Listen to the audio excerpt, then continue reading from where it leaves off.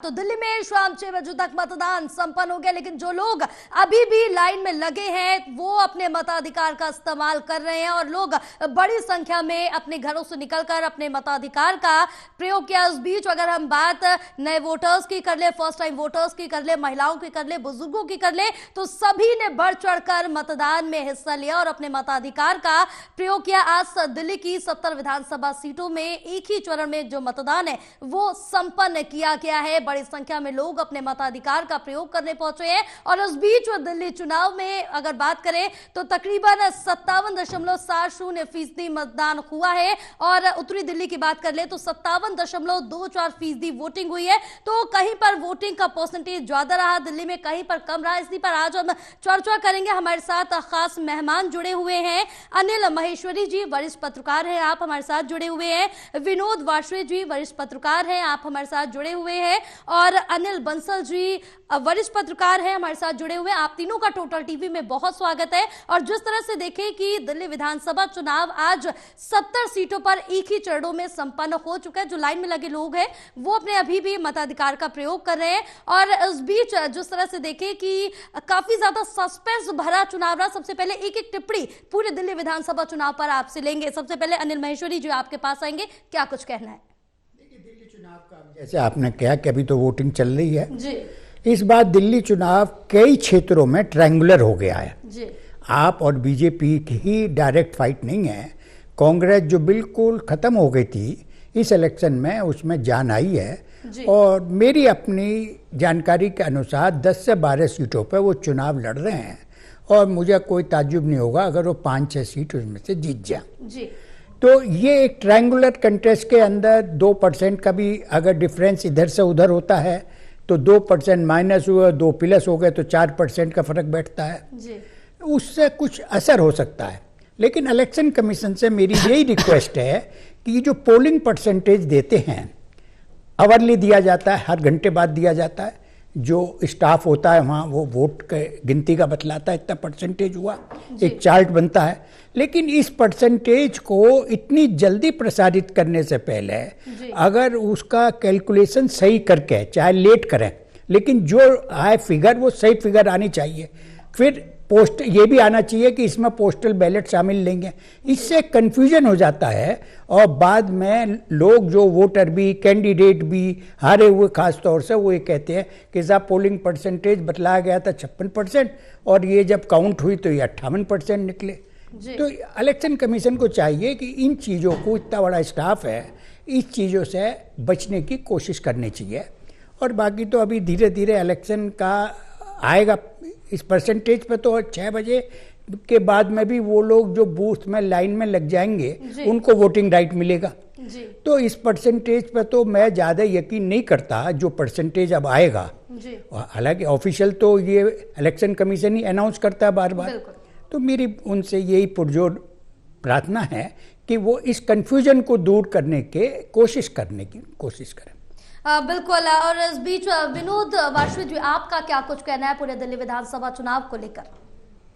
देखिए, एक तो ये परसेंटेज वाली जो बात है जी, अभी तक जो आंकड़े अभी बताए गए हैं आपके चैनल पे जी, उसको देख कर के लग रहा है कि 2020 में जो मेरे ख्याल से 62% मतदान हुआ था जी, और इस बार संभवतः 2-2.5-3% कम रहेगा जी।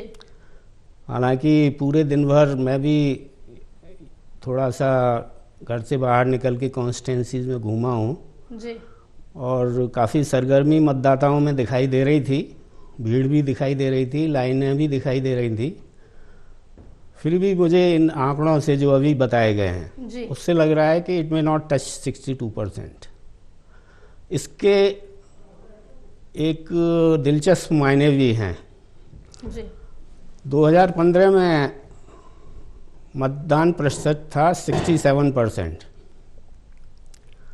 और आम आदमी पार्टी को सीटें मिली थी 67। 2020 में मतदान प्रतिशत था 62% जी। आम आदमी पार्टी को सीटें मिली थी 62। जी। इस बार मुझे लग रहा है कि मतदान प्रतिशत संभवतः 58% रहेगा। तो मजाकी अंदाज में ही बोल रहा हूँ मैं जी। आम आदमी पार्टी को सीटें मिलेंगी 58। बाकी तो सचमुच में जब 8 तारीख को मतगणना होगी जी तब पता लगेगा। बिल्कुल, सस्पेंस तो पूरे दिल्ली विधानसभा चुनाव में बरकरार रहा, शुरुआत से लेकर एंड तक। अब इंतजार नतीजों का है। अनिल बंसल जी, आप क्या कुछ टिप्पणी करेंगे पूरे दिल्ली विधानसभा चुनाव को लेकर, शुरुआत से लेकर अंत तक? देखिए, वार्ष्णेय जी की जो बात है उसको सुनकर अरविंद केजरीवाल खुश हुए होंगे, क्योंकि उन्होंने खुद अपना अनुमान 55 का बताया इस बार कि हम 10 सीटें जीत रहे हैं। तो ये अच्छा उनके लिए संकेत है। जो मजाक में ही बात कही हालांकि। तो देखिए, जो महेश्वरी जी ने कहा कि ट्रायंगुलर फाइट है, ऐसा कुछ सीटों पर लग भी रहा है और हवा भी कांग्रेस ने बनाने की कोशिश की है और मेहनत भी की है। पर कई बार हम देखते हैं कि मतदाता जो है वो उस तरह के तिकोने मुकाबलों में उलझता नहीं है। वो देखता है या तो हमको भाजपा के साथ जाना है या आम आदमी पार्टी के साथ जाना है। तो हो सकता है कांग्रेस की अगर 6-7 सीटें कांग्रेस की आती हैं तब तो बहुत ही अनएक्सपेक्टेड रिजल्ट्स होंगे दिल्ली के। हम कुछ कल्पना नहीं कर पाएंगे किस तरह के नतीजे आएंगे। और अगर, क्योंकि कहा सब लोगों का यही मानना है कि अगर कांग्रेस इमर्ज करती है, वो मजबूत होती है, तो ये आम आदमी पार्टी का नुकसान होगा। क्योंकि किसी भी चुनाव में बीजेपी का जो वोट विधानसभा में रहा है वो लगभग स्थिर रहा है, उसमें ज्यादा आम आदमी पार्टी सेंध नहीं लगा पाई है। तो आप जो कांग्रेस अगर कटौती करेगी तो वो आम आदमी पार्टी के वोट बैंक में ही करेगी, ऐसा सब लोगों का ख्याल है, अनुमान है, और इसमें कोई अनुचित बात भी नहीं है, ये काफी वास्तविकता भी है। तो कांग्रेस ने तो यही सोचकर इस बार ज्यादा ताकत लगाई है कि जहां भी हम थे, हमारी कीमत पर ही आम आदमी पार्टी ने अपना परचम लहराया, चाहे वो पंजाब हो, चाहे वो ये दिल्ली हो, चाहे गोवा में भी उनको सीटें मिली, गुजरात में भी मिली। तो उनको लगता है कि अब इसका नंबर आ गया कि हम सरेंडर न करें। भाजपा जीतती है तो भाजपा जीते, भले अरविंद केजरीवाल कहें कि ए टीम बी टीम भाजपा और कांग्रेस एक हो, लेकिन कांग्रेस अपनी कीमत पर क्यों किसी दूसरे आदमी को, गैर भाजपाई दल को आगे बढ़ने दे। ये कांग्रेस को अपने भविष्य के बारे में सोचना है और मेरे ख्याल से उन्होंने इस पर विचार किया है कि परिणाम जो भी हो, पर हमको अपनी पार्टी को खड़ा करना है। तो जो महेश्वरी जी ने कहा, ये बात सही है बिल्कुल। इस बार ये बात, इसमें संदेह नहीं है कि हवा ये बनी है कि बहुत सारी सीटों पर ट्रायंगुलर कंटेस्ट है, सभी लोगों का ये कहना है। और उनके उम्मीदवार भी पूरी दमदारी से लड़े हैं, और प्रियंका गांधी, राहुल गांधी और सभी लोगों ने, खड़गे जी, सबने जिस तरह से प्रचार किया है उस तरह से पहले कभी दिल्ली विधानसभा के चुनाव में कांग्रेस पार्टी मजबूती के साथ नहीं आई थी। तो देखना होगा कि क्या परिणाम। तो 8 को ही आएंगे, पर केजरीवाल निश्चित रूप से 58, 60 और 62, 65 की बात हम कर सकते हैं, कोई ऐसी बात नहीं। और चुनाव परिणाम के बारे में कोई पूर्वानुमान अब तो लगाना, जो एग्जिट पोल वाले हैं उन्होंने ही काफी घबरा गए हैं पिछले लोकसभा चुनाव के नतीजों को देखते हुए। पर केजरीवाल ने इस बार जो 55 सीट के लिए कहा है वो थोड़ा संदेह पैदा करता है कि वो 55 क्यों बोल रहे हैं। उनको तो 65-70 बोलना चाहिए। या तो वो कट्टर ईमानदार हैं, सत्यवादी हैं, वो सत्य ही बोलते हैं, उनको लगता है मैं क्यों 70 बोलूं जब मेरी आई 55-56 नहीं है। या तो हम ये मान सकते हैं, या कहीं ना कहीं ये उनकी घबराहट का संकेत हम इसे मान सकते हैं।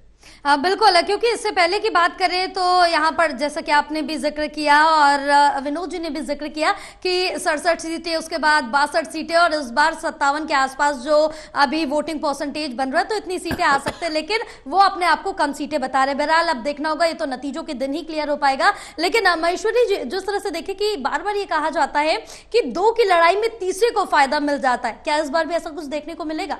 नहीं, 2 की लड़ाई नहीं, इसमें एक मेरा जो मैंने कुछ क्षेत्र घूम कर देखे हैं जी, मुसलमान ने ये मन बना लिया है जी कि हम कांग्रेस का साथ देंगे। उत्तर प्रदेश में भी जो वोट मिली जी, अखिलेश की और उनके साथियों को ये सोच है कि हमारी वजह से मिली, वो उनकी वजह से नहीं, कांग्रेस की वजह से वोट मिली। और इसीलिए कांग्रेस के 15 कैंडिडेटों में से 6 जीते और 3 या 4 बहुत कम मार्जिन से हारे। इस बार दिल्ली के मुस्लिम एरिया का जो अंदाज है वो ये है कि उन्हें इससे परवाह नहीं है कि हमारी वोट, कोई ना वोट कटवा के है, कोई कहे जी फलाने की वोट काट रहे हो या आप फलाना कर रहे हो। उन्होंने दिल से ये तय कर लिया है इस तरीके से, जैसे जब बिल्ली को चारों तरफ से घेर लिया जाता है तो बिल्ली गले पे ही पंजा मारती है आदमी के। तो उनको जिस तरह से कॉर्नर कर लिया गया या नहीं कर लिया गया एक अलग इशू है, लेकिन परसेप्शन यही है कि उन्हें बिल्कुल अलग थलग वो अपने को महसूस करते हैं। परसेप्शन है ये। उस परसेप्शन में वो अपनी वोट को खराब ना करते हुए वो बराबर ये कोशिश दिल्ली इलेक्शन में जो मेरे देखने में आया है कि वो वोट कांग्रेस को जा रही है, और कांग्रेस ने चुनाव बहुत ही अनएक्सपेक्टेड इतने अच्छे तरीके से लड़ा और इतने कम पैसे से लड़ा। मतलब दीक्षित जी का बेटा, शीला दीक्षित का बेटा कोई पॉलिटिशियन नहीं था बहुत बड़ा जी। उसके तो बाप भी आईएएस अफसर थे, दादा उसके जरूर थे पॉलिटिशियन जी।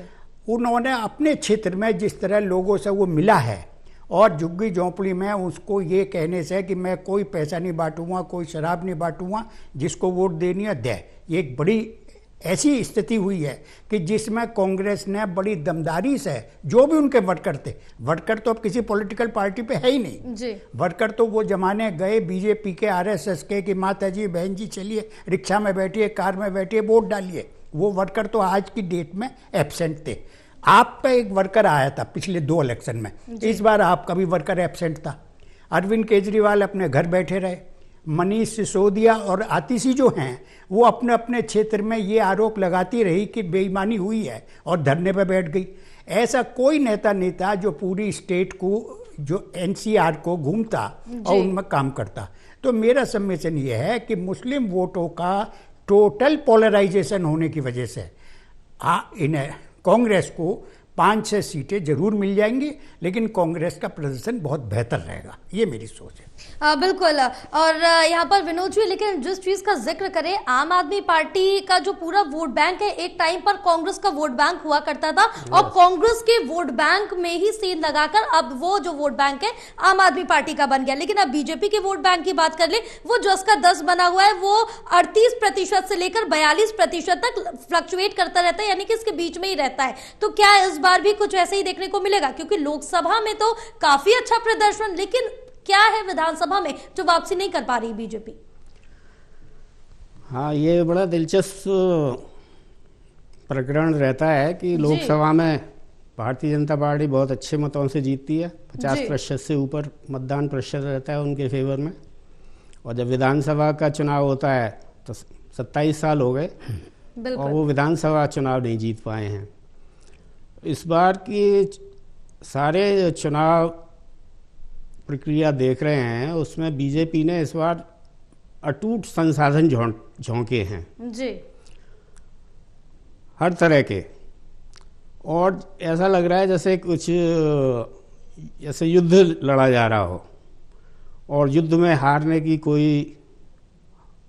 हमें कोई हार देखनी नहीं है। 27 साल बहुत हो गए, इस बार जीतना है जी। और जैसे कि आरोप लगाए गए हैं, खासतौर से सोशल मीडिया पे काफ़ी वीडियो यूट्यूबर्स के आते रहे हैं कि साड़ियाँ बांटी गई हैं जी, और चीज़ें बांटी गई हैं, कैश बांटा गया है, लिकर बांटा गया है। इसके अलावा भी ये अभी हाल में राष्ट्रीय बजट आया और उसमें मध्यम वर्ग को एक बड़ी जी छूट दी गई, 12 लाख रुपए तक की आय पर कोई कर नहीं लगाया जाएगा, कोई इनकम टैक्स नहीं लगेगा जी। आज सुबह के अखबारों में देखा तो मेरे को बड़ा आश्चर्य हुआ कि दिल्ली के चुनाव के में बीजेपी को क्यों वोट दी जाए, मोदी जी के फोटो के साथ मोदी जी अपील कर रहे हैं, और उसमें ये भी लिखा है कि हम दिल्ली के लोगों को 12 लाख रुपए की आय पर कर छूट देंगे। इसके अलावा आप पूरे दिन देखें कि टीवी पर मोदी जी कुंभ में कुंभ स्नान करने गए हुए हैं, महाकुंभ में, वो एक उसका अपना अलग जो है असर है। कहने का मतलब है पूरी कोशिश है, लेकिन और इस कोशिश में एक चीज़ और जुड़ जाती है, जितनी भी जन कल्याणकारी योजनाएं हैं, गरीबों को राहत पहुंचाने वाली योजनाएं हैं, आम आदमी पार्टी दे रही थी जी, सबके बारे में कहा कि ये कोई भी रोकेंगे नहीं जी। अब ये कितनी बड़ी बात है। मोदी जी ने पहली सभा जब दिल्ली में की चुनाव की, इस चुनाव के सिलसिले में, तो उन्होंने कहा रेवड़ी शब्द को बड़े जोर जोर से, रेवड़ी बांटते हैं जी। और वही पार्टी वही प्रधानमंत्री उन सब रेवड़ियों को कहते हैं अब रेवड़ी नहीं कहते, जनहितकारी योजनाएं जारी रहेंगी, ये कहते हैं जनहितकारी योजनाएं। अब जहाँ तक बात आता है कि क्या इन सारे प्रयासों से सचमुच में बीजेपी अपना मत प्रतिशत बढ़ा पाएगी, मेरे को एक हंच है जी। मैं दावे से तो कोई भी नहीं कह सकता। सीक्रेट मतदान होता है, गुप्त मतदान होता है। 2% से ज़्यादा बीजेपी को बेनिफिट नहीं मिलने जा रहा इन सारी चीज़ों के बावजूद। इसका सीधा मतलब ये है कि आम आदमी पार्टी के मत प्रतिशत में 2% की गिरावट तो बीजेपी की वजह से होने की संभावना है जी। और बात हो रही थी, अनिल महेश्वरी जी ने बड़े अच्छे ढंग से अपनी बात कही कि कांग्रेस ने इस बार जिस दमखम से चुनाव लड़ा है, और वो 70 की जगह पहले समाचार आ रहे थे कि 20-22 सीटों पर फोकस कर रहे हैं, बाद में समाचार आने लगे कि 10-12 सीटों पर फोकस कर रहे हैं जी। समाव मुझे लगता है कि केवल 3 सीटें ऐसी हैं जहां कांग्रेस पार्टी सचमुच में लड़ती नजर आ रही है, ढंग से वोट पाने की हालत में है जी। मुस्लिम मतदाताओं की बात कही गई थी, वो टैक्टिकल मतदान करेंगे इस बार भी, जो हमेशा करते रहे हैं। उनके सामने वही रहता है कि हमें किसको नहीं आने देना है जी। और ये लोकसभा का चुनाव नहीं है, ये विधानसभा का चुनाव है जी। और जहाँ तक लोक हितकारी योजनाओं के लाभार्थी होने की बात है, तो इसमें वो भी मुस्लिम्स का भी बहुत बड़ा वर्ग है जो इतना अमीर वर्ग नहीं है। उसने हर योजना का, शिक्षा का, स्वास्थ्य का, जी। हर चीज़ का सब खूब फ़ायदा उठाया है और वो इस चीज़ को लेकर के, मतलब जिसको कहते हैं कि वो एहसानमंद नहीं होंगे, ऐसा मैं मानने को तैयार नहीं हूँ। लेकिन कांग्रेस ने जिस ढंग से इस बार कुछ ज़्यादा तेज़ प्रचार किया है जी। मेरा एक वही हंच वाली बात है, एक अनुमान वाली बात है कि 2% वोट जरूर कांग्रेस ने आम आदमी पार्टी के तोड़े हैं जी। कहने का मतलब ये है कि ओवरऑल 4% तो ये वोट चले ही जाते हैं। ये 4% 6% भी हो सकते हैं, 8% भी हो सकते हैं और इसी पे चुनाव परिणाम निर्भर करेगा कि आम आदमी पार्टी के कितने वोट कटे हैं जी। ये मैं कहना चाहता हूँ। बिल्कुल बंसल साहब, यहाँ पर जिस तरह से देखें कि चाहे कांग्रेस हो, बीजेपी हो या फिर आम आदमी पार्टी, तीनों ही दल ने अपनी पुरजोर ताकत यहाँ पर लगाई है और जिस तरह से कांग्रेस 2 बार से सत्ता से दूर है, क्या इस बार कुछ नया करके कोई नए आंकड़े देकर यहाँ पर शॉक दे सकती, क्योंकि 2 बार से शून्य पर जा रही है और बीजेपी 27 वर्षों से दूर है। देखिए, कांग्रेस तो खुद ही मेरे ख्याल से दावा नहीं कर रही कि हम सरकार बनाएंगे जी। तो ये तो एक्सपेक्टेड किसी को भी नहीं है कि कांग्रेस सरकार बनाएगी या कांग्रेस ऐसी स्थिति में है कि वो 36-37 सीटें जीतेगी जी। तो कांग्रेस का जो दूसरी बात है, प्रधानमंत्री जी का कुंभ में डुबकी लगाना, दिल्ली में प्रचार करना, सारी बातें करना, मुझे लगता है ये आज जो उनकी लोकप्रियता है पिछले 2 चुनावों में उससे कहीं अधिक ज्यादा थी लोकप्रियता उनकी। और राज्य के नतीजे, लोकसभा में तब भी भाजपा 7 की 7 सीटें जीती, दोनों बार, 14 में भी, 19 में भी, और विधानसभा में हारी। तो चूंकि यहां प्रधानमंत्री जी की सरकार नहीं बननी है, बीजेपी तब भी थी, बीजेपी आज भी है, दिल्ली बीजेपी का संकट ही है कि वहां आज कोई ऐसा चर्चित और लोकप्रिय चेहरा नहीं है मुख्यमंत्री के तौर पर। जो पुराने नेता थे वो सब गायब हैं और आज वहां नेतृत्व का संकट है। और केजरीवाल अभी भी कितने भी शीश महल में हो, कितने भी शराब घोटाले में हो, वो बार बार हम ये मान सकते हैं कि केजरीवाल के मुकाबले बीजेपी कोई पर्सनैलिटी वाला व्यक्ति, कोई लोकप्रिय व्यक्ति मुख्यमंत्री के तौर पर पेश नहीं कर पाई है। तो ये मोदी फैक्टर बहुत असर डालता है, इससे मैं एग्री नहीं करता। हाँ, अरविंद केजरीवाल से जो बात आई कि मध्य वर्ग के लिए छूट दी गई, ये सारे वोटर दलित और मुसलमान ही नहीं थे आम आदमी पार्टी के, एक मध्य वर्ग भी, युवा वर्ग भी, वेतनभोगी भी, सभी वर्गों में उनकी लोकप्रियता थी। उसमें जरूर निश्चित रूप से जो कुछ लोगों को शराब घोटाले में तो ज्यादा उतना प्रभाव नहीं था, क्योंकि किसी भी आम आदमी पार्टी नेता के घर से कोई रिकवरी नहीं हुई। उन्होंने चंदा लिया होगा, चुनाव में खर्च किए होंगे, पर जितने भी नेता उनके पकड़े गए, चाहे सिसोदिया हो, चाहे संजय सिंह हो, चाहे केजरीवाल हो, किसी के घर से, किसी के बैंक अकाउंट में, किसी की संपत्ति, इस तरह की चीजें बरामद नहीं हुई। पर जो शीश महल का इशू है, उससे कहीं ना कहीं केजरीवाल के बारे में ये बात धारणा लोगों में बनी है कि जो कहते थे वो वाली बात नहीं है, इन्होंने भी अपनी बातों पर अमल नहीं किया। तो एक पर्सनैलिटी का उनके साथ प्रॉब्लम इस बार थोड़ी के कारण उनको नुकसान हो सकता है, पर मुझे नहीं लगता कि जो बीजेपी का केंद्रीय नेतृत्व है उसका दिल्ली पर चुनाव पर, अगर दिल्ली में केजरीवाल हारते हैं तो ये बीजेपी की लोकप्रियता के कारण नहीं हारते, वो अपनी एंटी इनकम्बेंसी कहो, उनकी पर्सनल लोगों की उनसे नाराजगी निराशा होना, इसके कारण वो हार सकते हैं। ऐसा कुछ बीजेपी ने नहीं किया है कि बीजेपी उनको हरा दे। बिल्कुल महेश्वरी साहब, यहाँ पर जिस तरह से देखें कि एंटी इनकम्बेंसी का सामना भी, जैसे कि अभी बंसल साहब ने जिक्र किया, आम आदमी पार्टी को करना पड़ सकता है, लेकिन इस बीच अगर आपने अभी मुस्लिम वोटर्स की बात कही थी, उनका भी एक बड़ा योगदान है। लेकिन पूर्वांचलियों की अगर बात कर ले तो काफी ज्यादा, काफी महत्वपूर्ण यहाँ पर जो वोटिंग में बात करें तो काफी परसेंटेज रहता है और जीत हार तय करता है पूर्वांचली वोटर। जी मैं जी देखिए, अभी जनसाधन की जो बात थी, जन संसाधन जितने बीजेपी ने जुटाए हैं और जितने दमदारी से इलेक्शन लड़ा, वर्कर तो नहीं है, वो जमाने गए 10-12 साल पहले जब आरएसएस की, जो मैंने पहले भी कही थी जी। लेकिन उनके एमपी जो हैं सारे के सारे अपने अपने क्षेत्र के, जो भी आदमी दिल्ली रहते हैं, कहीं 400 रहते हैं, कहीं 500 रहते हैं, उन सबके लिए उन्होंने प्रचार कार्य किया। लेकिन इस पूरे इलेक्शन में आप देखिए कि ये इलेक्शन में बीजेपी का नाम कहीं नहीं आता था, मोदी जी का नाम आता है बस। बिल्कुल। अखबार में, पोस्टरों में मोदी जी का नाम आता है, बीजेपी का नाम नीचे आ जाता है कहीं ऊपर, लेकिन मेन मोदी जी है। जेपी लड्डा को लोग नहीं जानते कि कौन है, और कौन है पार्टी में, मोदी पार्टी, उधर केजरीवाल पार्टी।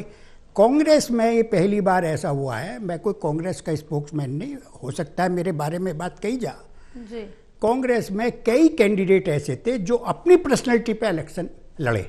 वो इस बात पे डिपेंड नहीं करे कि उन्हें राहुल गांधी या प्रियंका गांधी या सोनिया गांधी से आए। जैसे वो मतलब जंगपुरे से वो जो सूरी साहब हैं, उनकी माँ भी वहाँ से थी, उनको लोग जानते हैं, पहचानते हैं, उनकी इज्जत करते हैं। इसी तरह जो शीला दीक्षित जी का बेटा, मैंने पहले भी कहा कि वो इतना बड़ा पॉलिटिशियन नहीं था, लेकिन इस इलेक्शन में जिस तरह से उसने सोच और समझ दिखाई है, तो उनके कई कैंडिडेट अपने दम पर भी लड़े। बीजेपी में बतलाइए, पूरी स्टेट के अंदर कोई ऐसा आदमी नजर आ रहा हो जो मोदी जी के अलावा और कुछ हो, या आप पार्टी में केजरीवाल साहब, उनके अलावा कोई नहीं। तो वो जो कांग्रेस का जो रिसरेक्शन है और दोबारा से पुनरावृत्ति इसमें दिखाई दे रही है। और ये जो बात मुसलमानों के लिए कही जा रही है, मेरे साथी ने कहा कि वो टैक्टिकल वोटिंग करते हैं। भाई टैक्टिकल वोटिंग करते तो CSDS ये कहता है कि 8% मुसलमानों ने बीजेपी को वोट करा। अब या तो CSDS संजय कुमार का गलत है, जो कि एंटी मोदी हैं, जो जिस आदमी का टैक्टिकल वोटिंग अपनी तरीके से होता है। हम लोग बहुत सारी चीज़ों को ही मान लेते हैं, वोट बैंक, फलाने का ये वोट बैंक है, साहब बनिया वोट बैंक इनका है, ब्राह्मण वोट बैंक उनका है। ये सब अखबार वालों की देन है। कुछ टर्म जैसे इनकम्बेंसी भी एक टर्म है साहब। इनकम्बेंसी का पता बाद में लगता है इलेक्शन के, इलेक्शन से पहले तो नहीं पता लगता इनकम्बेंसी की लहर थी। तो ये कुछ टर्म हमने, अखबार वालों ने, मेरा अपना विचार है कि हमने ये टर्म बनाए हैं और इन्हीं टर्म को प्रचारित करने में हमें ज़्यादा आनंद आता है। मैं टैक्टिकल वोटिंग, जितने इलेक्शन मैंने अब तक के देखे हैं, उनमें टैक्टिकल वोटिंग मैंने बहुत कम जगह ये देखी है। हाँ, अब लोग कह देते हैं जो हारने के लिए कि अब जैसे ओखला क्षेत्र है, उसमें सारे ही मुसलमान कैंडिडेट हैं, 1-2 हिंदू कैंडिडेट नामचारे के लिए है। वैसे ऐसा नहीं है कि 1-2 हिंदू कैंडिडेट नहीं है। साहब वो जो वोट काटेंगे, ये फलाना आदमी खड़ा है, फलाने की वोट काटेगा, एक दूसरे पर दोषारोपण करते रहते हैं। लेकिन हमारा मतदाता जो है हिंदुस्तान का, उसने समय समय पे ये दिखाया कि उससे जागरूक कोई नहीं है। इंदिरा गांधी का जब इमरजेंसी हटी भी नहीं थी और उन्होंने चुनाव लड़ा, इंदिरा जी ने, उन्होंने 60,000 वोट से इंदिरा गांधी को उनके क्षेत्र से हराया, इस जागरूक मतदाता ने। मैं इस मतदाता पर यकीन करता हूं। और ये कहना कि हमारा मतदाता टैक्टिकल वोटिंग करता है, हमारा मतदाता पैसे पे वोट करता है, हमारा मतदाता रेवड़ी पे वोट करता है। रेवड़ी कौन सी पार्टी नहीं बांट रही, और आज से नहीं बांट रही, पिछले 30-40 साल से हरियाणा से, जब से चौधरी देवीलाल ने शुरू करा कि मैं तुम्हारी पेंशन बांधूंगा, मैं तुम्हारा ये करूँगा, हर पार्टी बांट रही है। अब क्या हमारी आर्थिक स्थिति बनेगी उसके बाद में, कैसे बनेगी, ये सब देखने की बात है। इसलिए मेरा मानना ये है कि इस इलेक्शन के अंदर जो आप और बीजेपी की फाइट, बिल्कुल अनिल बंसल साहब ने सही किया कि कांग्रेस तो क्लेम भी नहीं कर रही, क्योंकि ना तो उनके इतने कैंडिडेट खड़े हैं, ना उनके इतने पार्टी में दम है। लेकिन अगर उनकी पार्टी में कुछ भी सीटें आ जाती हैं उनकी, उत्तर प्रदेश में जहां उनके 2 MLA MP 6 हो गए लोकसभा के अंदर, MLA 420 के हाउस में 2, MP 6, और 6 में भी 3-4 ऐसे थे जो कम वोटों से हारे। तो वो सोच समझ के कोई भी कम्युनिटी इस तरह टैक्टिकल वोटिंग उन्हें दिखाई दे रहा है कि हमारा किसके साथ साथ देने से, ये हम लोग कई बार मान लेते हैं इसकी वोट, अगर इसके काटने के लिए हमारे सामने ये ऑल्टरनेट है कि बीजेपी जीत जाएगी अगर वोट कट गई। मुझे लगा कि इस इलेक्शन में ऐसा नहीं है। तो मतलब आपका साफ तौर से कहना है कि ऐसा नहीं है, क्योंकि कांग्रेस क्लेम नहीं कर रही साफ तौर से, और जहां बीजेपी अपने दावे कर रही है तो आप अपने दावे कर रहे हैं जीत के, लेकिन अब फायदा किसको होगा ये भी देखना दिलचस्प होगा। विनोद जी, जिस तरह से देखें कि अब कांग्रेस की तरफ से जो दिग्गज है कुछ सीटों पर उतारे गए, और उस पर जैसा कि जिक्र किया गया कि भारी यहाँ पर ताकत लगाई गई है, और जो वोट के लिए अपील की गई है लोगों से वो भी काफी जोर शोर से की गई है। इसका कितना फायदा मिलेगा, क्योंकि जिस तरह से देखिए पिछले 2 बार से शून्य पे रही है, काफी ज्यादा चुनौतियां कांग्रेस के सामने हैं। देखिए, पहले जया जी आपने पूर्वांचली वाली बात करी थी, पूर्वांचल मतदाताओं की जी, तो मैं उसके बारे में कुछ बातें बताना चाहता हूं जी। दिल्ली में पूर्वांचल के मतदाताओं की संख्या काफ़ी बड़ी है। एग्जैक्ट परसेंटेज मुझे इस समय याद नहीं आ रहा, लेकिन काफ़ी बड़ी संख्या है। बिल्कुल। और वो जो शीला दीक्षित ने दिल्ली बनाई, कांग्रेस ने दिल्ली बनाई, उस दिल्ली में नहीं रहते हैं। वो कौन सी दिल्ली में रहते हैं? जो अनऑथराइज्ड कॉलोनियाँ हैं जी, जहाँ किसी शीला दीक्षित सरकार या किसी उससे पहले कभी ध्यान नहीं दिया गया था। जी। पहली बार आम आदमी पार्टी सरकार ने उन अनऑथराइज्ड कॉलोनीज में सीवर लाइनों का जाल बिछाया है, सड़कों बनाई हैं। अब वो किलोमीटर तो वो केजरीवाल साहब बताते रहते हैं, वो मैं रिकॉल नहीं कर सकता जी। और पाइपलाइन, पीने के पानी की पाइपलाइन दी है, जहाँ पहले पानी की सप्लाई टैंकरों के जरिए होती थी जी। और सुबह ही 5 बजे उठ करके महिलाएं बाल्टियां लेके आ जाती थी, लड़ाई झगड़े होते थे, तब भी पानी घरों में पूरा पड़ने लायक पानी इकट्ठा नहीं कर पाती थी, ले पाती थी महिलाएं, गरीब महिलाएं। बड़ा मतलब अब ये वो तो आप अपने कैमरामैन को लेके जाइए, सब्सटेंशियल इम्प्रूवमेंट हुआ है जी। और इस चीज़ को इग्नोर नहीं किया जा सकता कि जहाँ इतनी बड़ी पॉपुलेशन रहती है, इंफ्रास्ट्रक्चर, ये भी इंफ्रास्ट्रक्चर ही है जी, कि आप जो सीवर लाइन बना रहे हैं, वहाँ सड़कें बना रहे हैं, पाइपलाइन, पीने के पानी की पाइपलाइन बिछा रहे हैं और पहुँचा रहे हैं। अब दिक्कत ये है, सबसे बड़ी दिक्कत ये है कि बहुत सी डिलीवरी के काम जी, जिसके बहुत अच्छे परिणाम जनता को दिखाई देने चाहिए थे, वो नहीं दिखाई दे रहे। उससे तो जनता अभी भी परेशान है, क्योंकि जो सुविधाएं मिलनी चाहिए वो नहीं मिल पा रही, अभी भी जनता कंप्लेन कर रही। पानी पहुंच रहा है, जैसे पहले जितना पानी नहीं पहुंचता था, उन इलाकों की बात करता हूं जहां पूर्वांचली बहुत बड़ी संख्या में रहते हैं, वहां पानी पहुंच रहा है, वहां सीवर लाइन पहुंची है, वहां सड़कें पहुंची हैं। तो आप ये मान लीजिए कि मतलब आम आदमी पार्टी के वोट आ कहाँ से रहे हैं? उन एरिया से आ रहे हैं, उन सीटों पे आ रहे हैं जी। यही वजह है कि जो एक बाकी जो विकसित दिल्ली के हिसाब से जो सोचा जाता है वैसा चुनाव परिणाम नहीं आता है और ना आएगा, इस बार भी नहीं आएगा।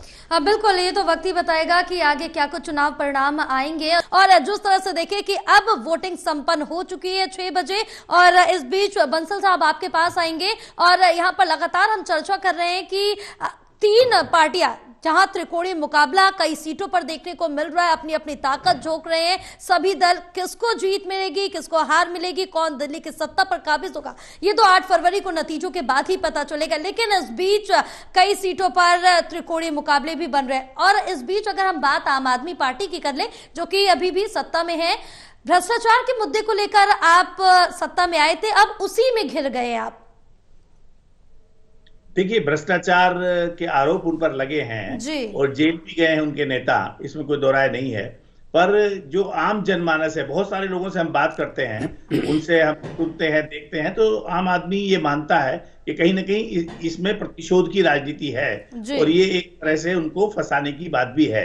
ये सही है कि उन्होंने शराब पॉलिसी बनाई और ये भी हो सकता है उन्होंने पैसा लिया हो। फिर आम जनमानस ये भी जानता है कि सब पार्टियां चुनाव लड़ती हैं, चंदा लेती हैं और कोई सफेदी चंदा नहीं होता, उसमें काला धन भी होता है। मुझे याद है चौधरी देवीलाल जी अकेले नेता थे देश के, जब जैन हवाला कांड हुआ तो उन्होंने खुलकर कहा था कि हाँ, जैन आया था, पैसे दे गया था, जो चंदा देता है हम उससे पूछते नहीं है कि सफेद धन है कि काला धन है, और हम चंदे से ही राजनीति करते हैं। तो ये एक हकीकत है। भ्रष्टाचार का मुझे लगता है इतना बड़ा मुद्दा नहीं है जितना अरविंद केजरीवाल के बारे में जो लोग उनके व्यक्तिगत प्रशंसक मुरीद रहे हैं, उनके मन में ये सवाल जरूर सालता रहा है कि भाई वो कहते थे कि हम ये गाड़ी नहीं लेंगे, सुविधा नहीं लेंगे, ये नहीं लेंगे, और उन्होंने महल बनाया और बीजेपी ने जिस तरह से उसको प्रचारित प्रसारित किया। हालांकि केजरीवाल दावा कर रहे हैं कि जैसा बताया जा रहा है वैसा नहीं है।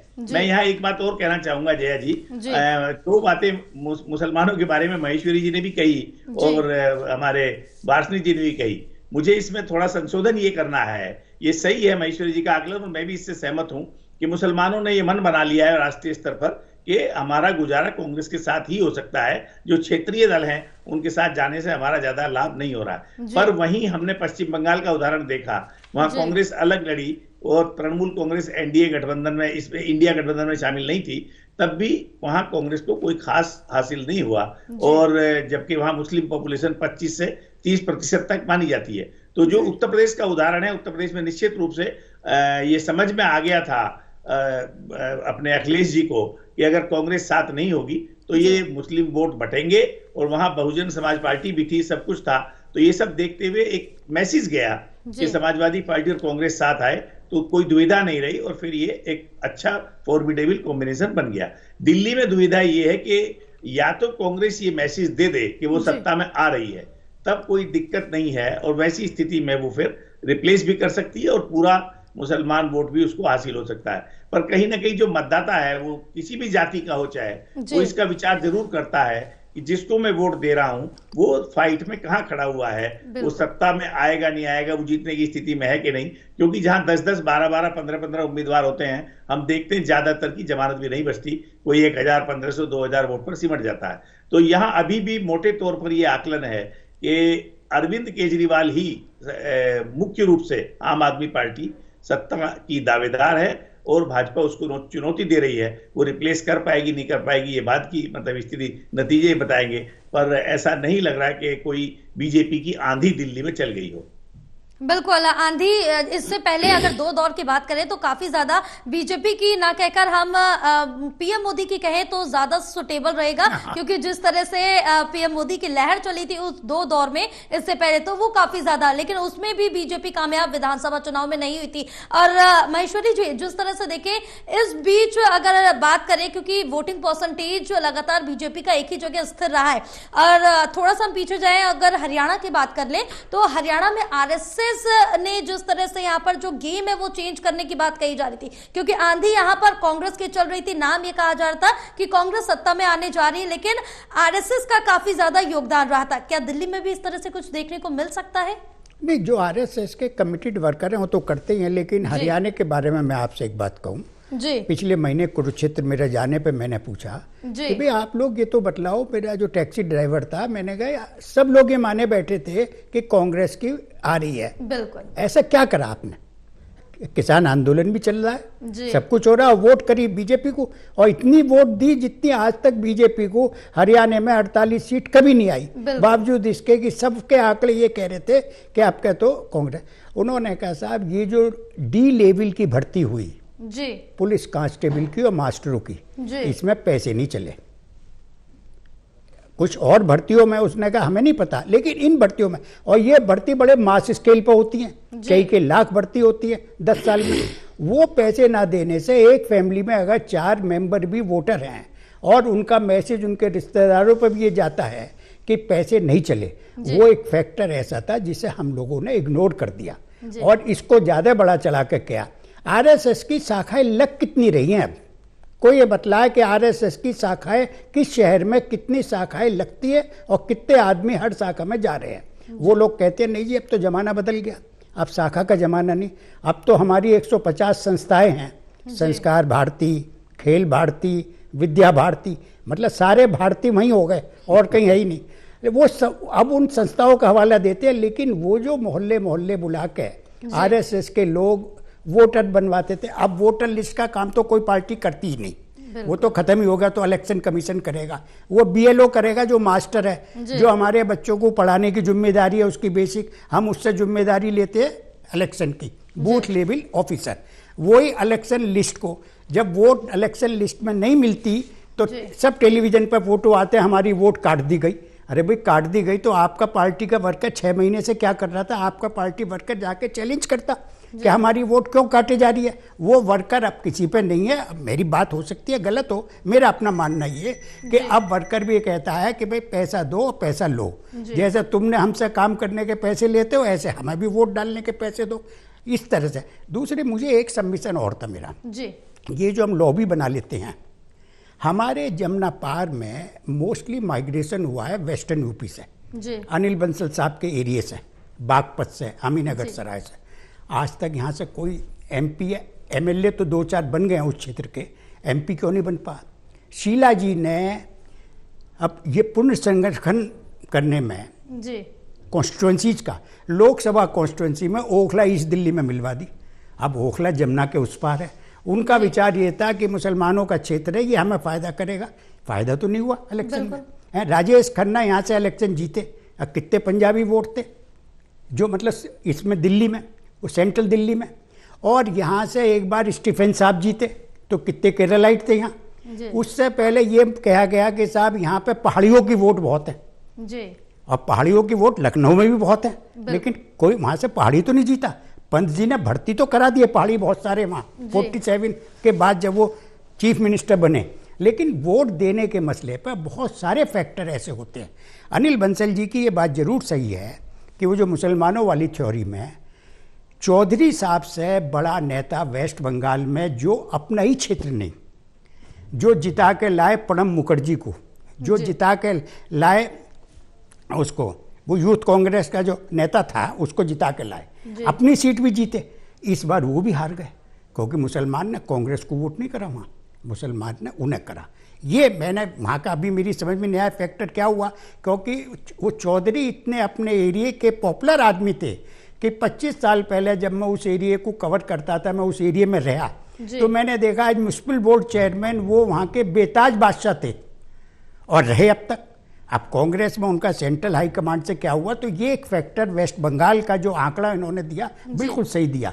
वो उस आंकड़े में नहीं सही बैठता, जो बात मैंने कही थी उसके अंदर वो एक चीज़ जरूर अलग है।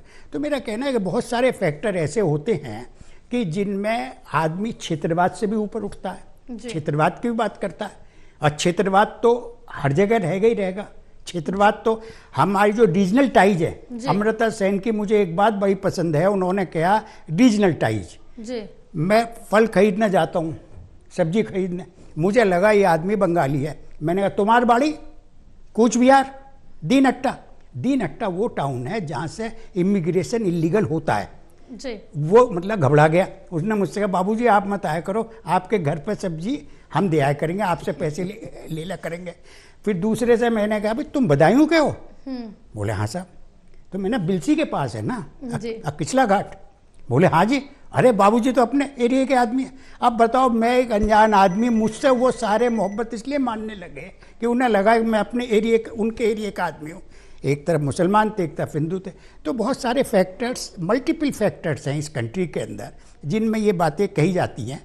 तो इलेक्शन के अंदर जो कांग्रेस का रिसरेक्शन होना शुरू हुआ है वो एक नई चीज़ है। अब वो कहाँ तक कामयाब हो, वो राहुल गांधी का ही डंडा लेके चलते रहे, वो तो पता नहीं क्या बोल देते हैं, कब बोल देते हैं, क्या चीज़ पार्टी को कितना उससे नुकसान होता है या फ़ायदा होता है। या एक फैमिली के 3-3 आदमी। वेस्ट बंगाल के अंदर सीपीएम में प्रमोद दासगुप्ता कभी राइटर्स बिल्डिंग जो सेक्रेटेरिएट का हेडक्वार्टर था वहाँ नहीं गए, और सबसे बड़े नेता पार्टी के वो माने गए। वो ज्योति बाबू से भी बड़े नेता थे, क्योंकि जनता के नेता थे, जनता से बात करते थे। अब अगर 3-3 मकान लेने के लिए दिल्ली में एक फैमिली के 3 ही आदमी की इस महीने में मकान तो मिल जा, मकान दिल्ली में कोई नहीं छोड़ना चाहता कि मकान हमें मिल जा, उसके लिए एमपी बन जा, पार्टी रहे नहीं रहे जो भी करे। तो उसमें बहुत सारे फैक्टर्स ऐसे हैं। और आरएसएस का हुआ इतना बड़ा बना जा ताकि मुसलमानों को डराते रहें। अब इस मुल्क में लोग कहते हैं साहब मुसलमानों को खतरा है, बहुत से कहते हैं हिंदुओं को खतरा है। हमें तो किसी को कहीं नहीं आता नज़र खतरा।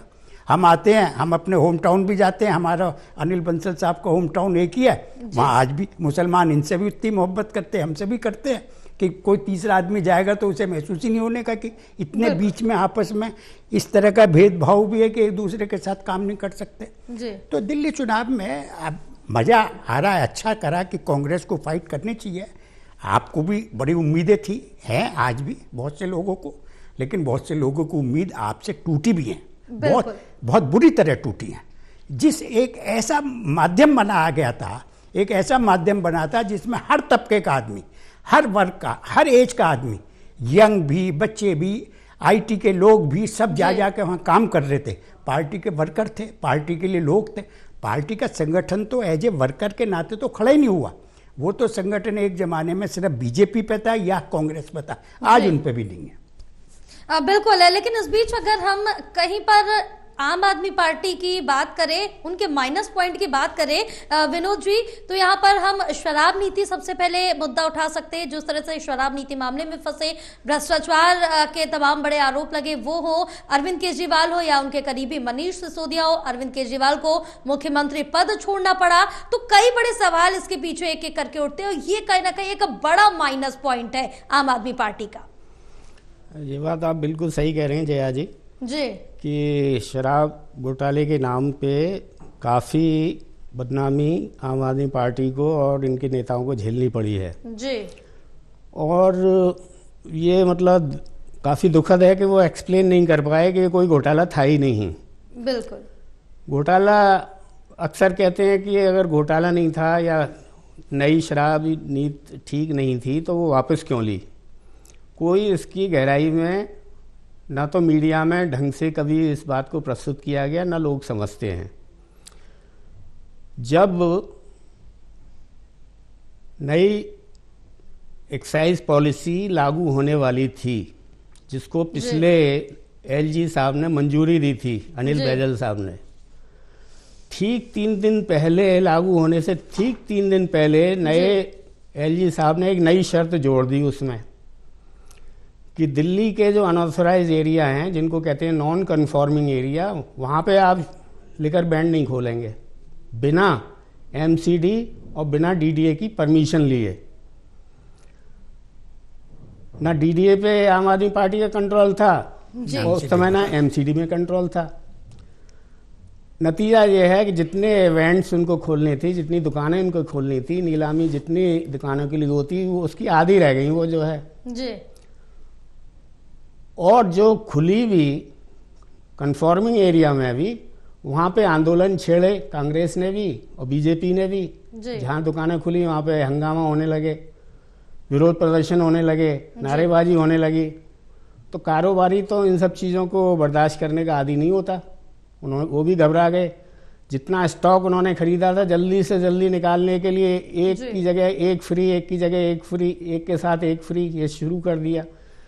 अब आम राजनीतिक प्रचारक को ये कहना बड़ा आसान है, देखिए क्या इन्होंने कल्चर ले आए दिल्ली के अंदर, एक बोतल के साथ एक फ्री।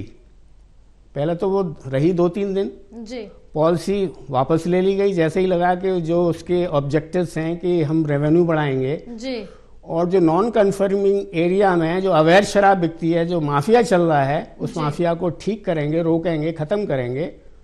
वो दोनों में से कोई भी उद्देश्य पूरा नहीं होने जा रहा, ना पैसे मिलने वाले, ना वो जो रेवेन्यू मिलने वाला, ना वो जो दूसरा उद्देश्य है कि अवैध शराब की बिक्री होती है नॉन कन्फॉर्मिंग एरिया में। दोनों में से कोई भी उद्देश्य पूरा नहीं, उन्होंने पॉलिसी वापस ले ली। लेकिन जैसे कि अनिल साहब कह रहे थे बड़ी सही बात कि किसी के पास कार्यकर्ता नहीं बचे जी। नेता लोग कुछ बोल देते हैं प्रेस कॉन्फ्रेंस में, एक लिमिटेड उसकी वो है, लेकिन कार्यकर्ता जो संवाद करते हैं अपने आसपास के लोगों से, आम आदमी पार्टी के पास सचमुच में ऐसे कार्यकर्ता नहीं हैं जो इस तरह के मुद्दों की बारियों को बातचीत में कहें भाई कहाँ है घोटाला, कहाँ है शराब नीति में। वही शराब नीति पंजाब में लागू हो रही है तो वो वहाँ क्यों कामयाब हो रही है। और फिर जो है गनीमत यह है कि सुप्रीम कोर्ट के जो अटरेंसेस थी उससे ये आम आदमी को, पब्लिक को ये तो पता लग गया कि कोई घोटाला नहीं है, कोई मनी ट्रेल नहीं मिला है, कोई पैसा नहीं है, कोई सबूत नहीं है। जो 10-11 जो है दिल्ली सरकार के एक्साइज डिपार्टमेंट के अधिकारियों को सीबीआई ने जांच में दायर थी, उन्हीं में से तोड़ करके अप्रूवर बना करके बयान ले करके केस फर्जी बनाए गए हैं। ये तो काफ़ी लोग मानने लगे हैं जी। लेकिन और भी बहुत सी चीज़ें थी जो चूंकि पार्टी के पास ठीक ढंग से ट्रेंड कार्यकर्ता नहीं है जो इस बात को मासेज में पहुंचा सके। ये नुकसान तो इसलिए हुआ है, बदनामी इसीलिए बहुत झेलनी पड़ी है। और मिडिल क्लास में इस चीज़ को लेकर के बहुत सचमुच में निराशा है कि देखिए इन्होंने शराब घोटाला किया जी। तो ये बात सही कह रही हैं आप, इसका असर पड़ा है आम आदमी के वोटिंग पर भी असर पड़ा है और उनके परसेप्शन उनके बारे में खराब हुआ है पब्लिक का जी।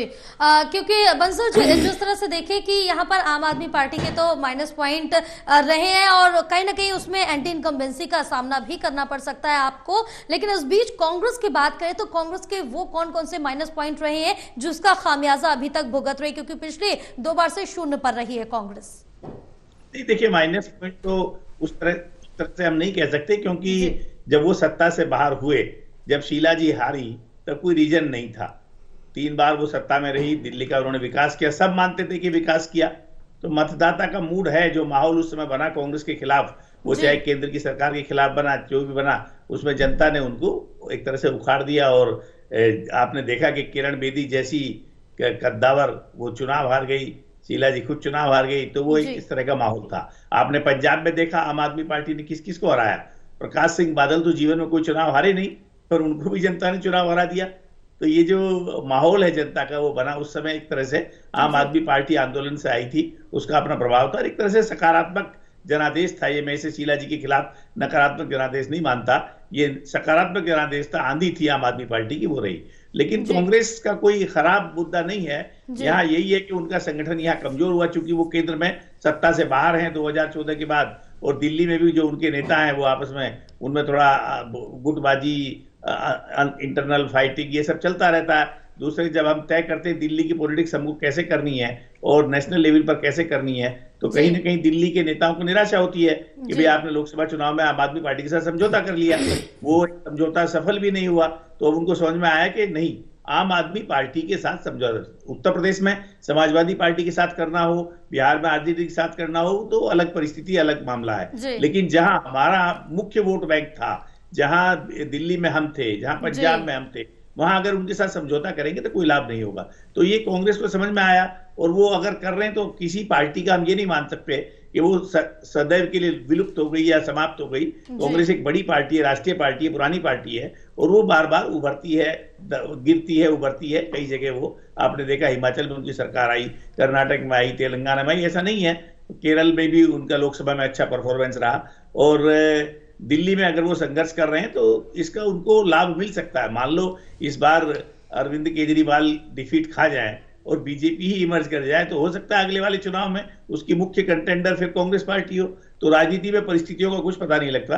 मुझे लगता है कांग्रेस के स्तर पर एक निराशा का जो वातावरण होता है, कोई भी दल लगातार जब सत्ता में रहा हो और उस सत्ता से बाहर हो जाता है, तो उसके कार्यकर्ताओं में निश्चित रूप से निराशा होती है। और आजकल अवसरवादी और दल बदल की राजनीति का दौर है, लोग इंतजार भी नहीं करते। भाजपा से कांग्रेस, कांग्रेस से आम आदमी पार्टी, आम आदमी पार्टी से भाजपा, ये सब चलता रहता है। आपने देखा जिसका टिकट काटो उसको दूसरी पार्टी तुरंत गले लगाती है। नीति, सिद्धांत, मूल्य, आदर्श, आचार सब समाप्त हो गए हैं। अब अवसरवादी सब अवसरवादी राजनीति कर रहे हैं। किसी दल को, ना किसी उम्मीदवार से परहेज है, ना किसी उम्मीदवार को किसी पार्टी विशेष से परहेज है।